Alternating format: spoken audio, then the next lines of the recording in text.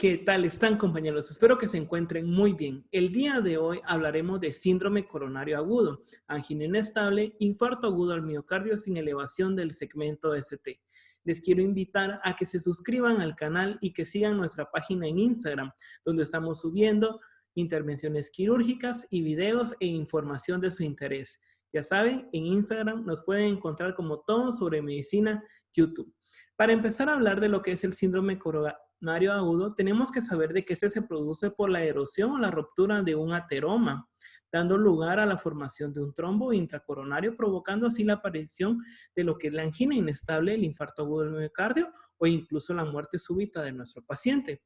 También tenemos que saber que la angina inestable, además del infarto agudo al miocardio sin elevación del segmento de ST, son síndromes coronarios como mecanismos, cuadros clínicos y estrategias de terapéutica similar. Los pacientes que no tienen una elevación persistente del segmento de ST y que presentan una clínica del síndrome coronario agudo, es decir, anginas inestables y infartos con otros tipos de alteraciones electrográficas agudas evolutivas, se han agrupado en este grupo como síndromes coronarios agudos sin elevación del segmento ST. Pues la definición de la angina inestable abarca a todo aquel tipo de paciente en el cual la angina va a ser de aparición reciente, que puede ser en reposo o con esfuerzos mínimos, con angina crónica previa o sin ella. Es decir, a todo ese conjunto de cuadros de insuficiencia coronaria aguda sin llegar al infarto como tal. Por lo tanto, cuando hablamos de angina inestable, tenemos que saber lo siguiente. La angina de reciente comienzo, como lo vimos en el video anterior sobre angina estable, esta pues la sociedad canadiense nos da una serie de lineamientos entre los cuales pues vamos a encontrar los diferentes grados, específicamente lo que es el grado 1, 2, 3 y 4, entre los cuales les mencionaba que en el grado 1 la angina pues únicamente se presentaba cuando la persona hacía un ejercicio extenuante y en el grado 4 cuando el paciente estaba en reposo. Entonces, la angina de reciente comienzo lo tenemos que clasificar en una angina de grado 3 o 4 para poder considerarlo inestable.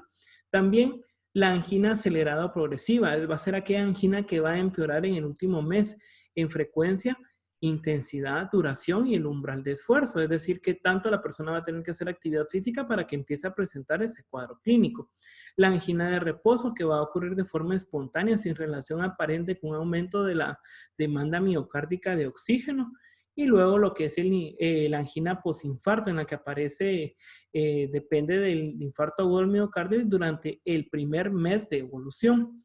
La angina variante o leprismetal, que decíamos de que era por la oclusión momentánea de la arteria coronaria, pues en esta también podemos clasificarlo como angina inestable, dependiendo del cuadro clínico que nuestro paciente esté teniendo, y pues la angina post-revascularización, es decir, aquellos pacientes que hayan tenido una angioplastía o una cirugía. En lo que es angina inestable tenemos que entender que la angina de recién comienzo, pues vamos a tener estos puntos específicos. En el anterior video les mencionaba un poco lo que era la elevación del segmento ST. En este caso, pues el infarto agudo al miocardio no vamos a tener una elevación del segmento ST como tal. En esta, pues la presencia de ese angor a nivel de lo que es el pecho, que va a ser prolongado y vamos a encontrar una ausencia del supradesnivel del segmento ST en el electrocardiograma.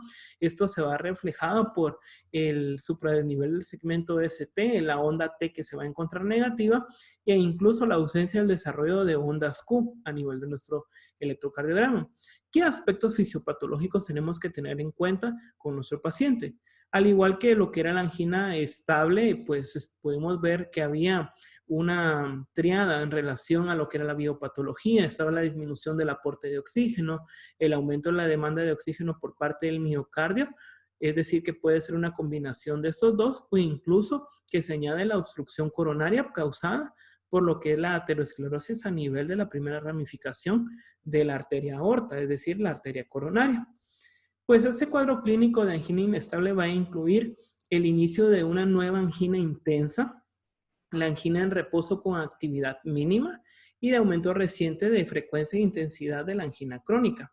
El cuadro clínico de nuestro paciente, pues estos síntomas se van a acompañar de datos de necrosis miocárdica, es decir, de que se va a poder observar un incremento de los biomarcadores cardíacos, contrario a lo que observamos en angina estable.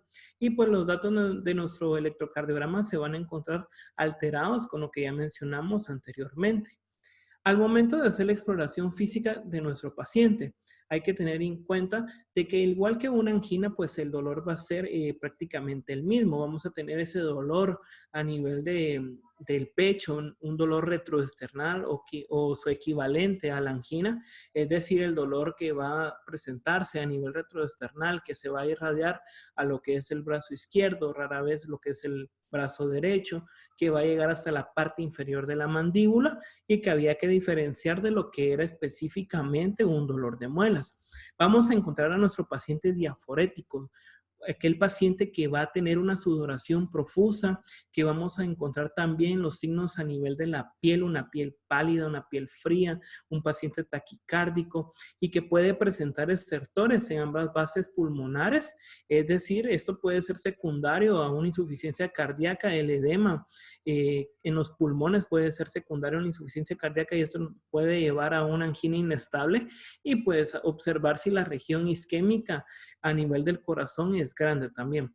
Entonces, la exploración física de nuestro paciente, la sudoración, la diaforesis, lo que estábamos hablando, las náuseas, el dolor de pecho en la parte superior del abdomen, la espalda, el cuello, en la quijada, el hombro y el brazo izquierdo, el dolor en el brazo derecho reportado frecuentemente, que era lo que hablábamos de las diferencias que podía tener entre estas, ¿verdad? Entonces, podemos observar en el diagrama, ¿verdad? Ese dolor que a veces nuestros pacientes nos llegaba a manifestar como entumecimiento a nivel de lo que era el abdomen y toda la irritación que este dolor pues va a tener a nivel de nuestro paciente.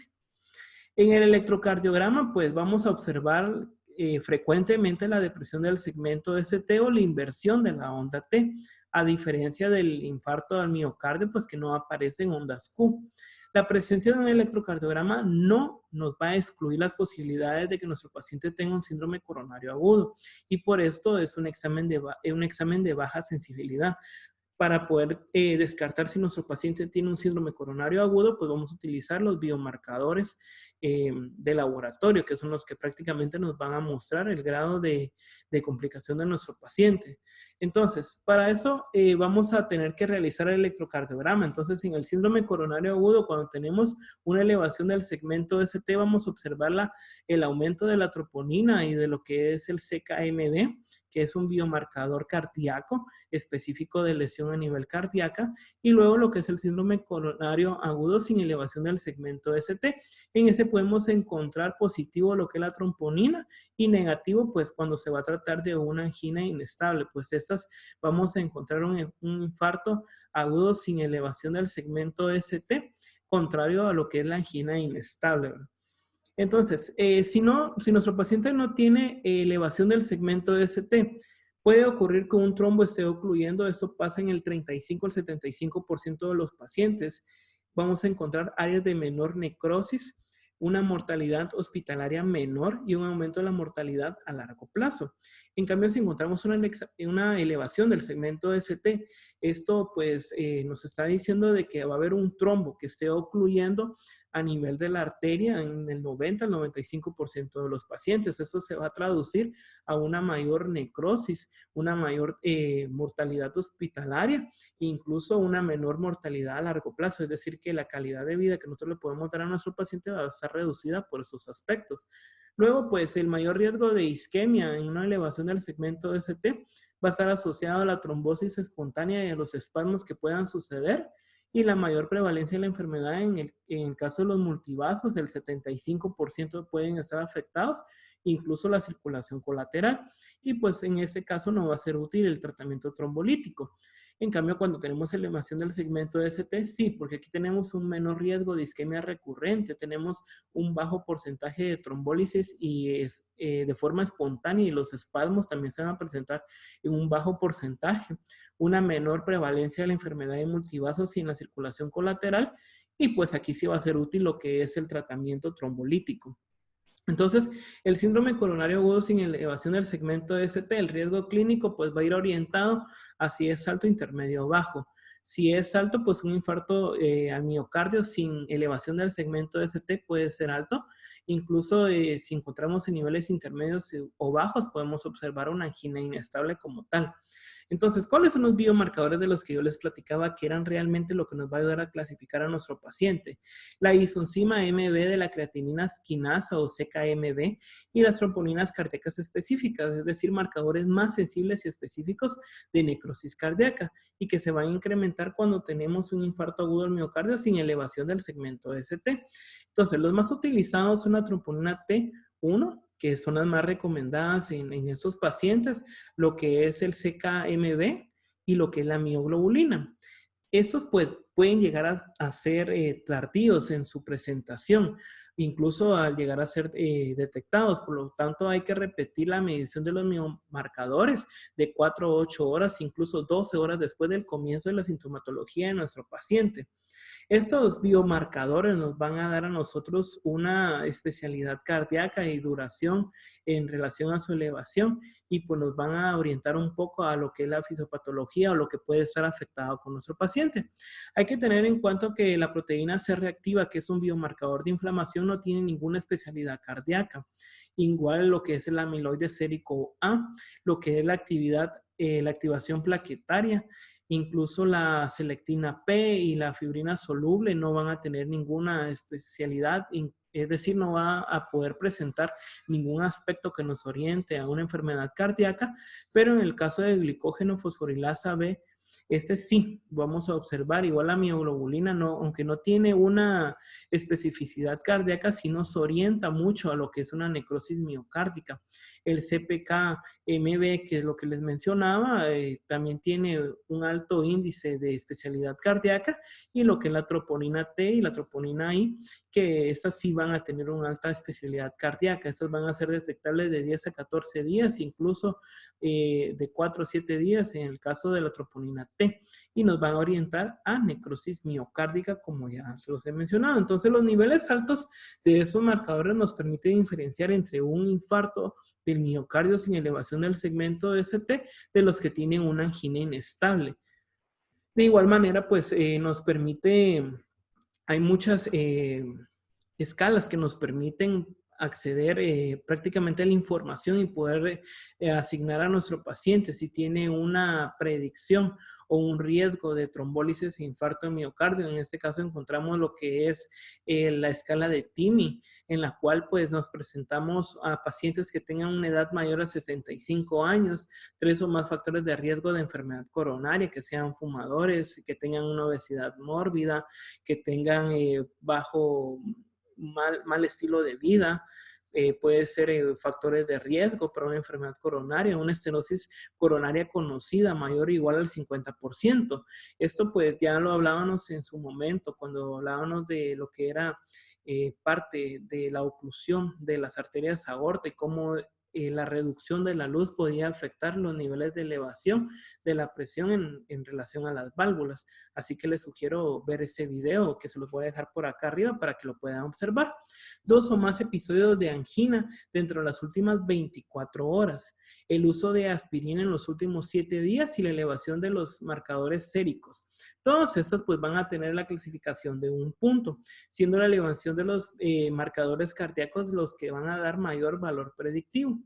En total pues van a ser 11 puntos, entre los cuales pues de 0 a 2 puntos va a haber un bajo riesgo, de 3 a 4 un riesgo intermedio y de 5 a 7 un alto riesgo. Los riesgos de eventos cardiovasculares mayores a los de 2 semanas siguientes. También pues hay que hablar un poco de lo que es el tratamiento. El primer paso es la selección adecuada del paciente con base en la probabilidad de coronopatía y síndrome coronario agudo con la identificación de los individuos de más alto riesgo.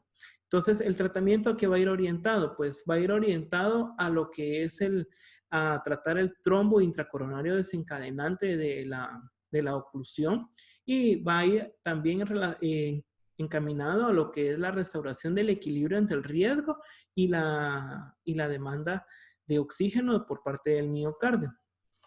Luego, pues, estos tratamientos, ¿cuáles son? El tratamientos antitrombóticos, el uso de acetil salicílico, la aspirina, como normalmente la conocemos, antagonistas de los receptores plaquetarios, anticoagulantes como heparinas no fraccionadas. El tratamiento antiisquémico va a ir orientado a la nitroglicerina, va a ir también orientado a lo que son los antagonistas beta, y pues vamos a tener ciertas recomendaciones en relación a la aducción, que va a ser un electrocardiograma continuo, sulfato de morfina, si las molestias precordiales persisten.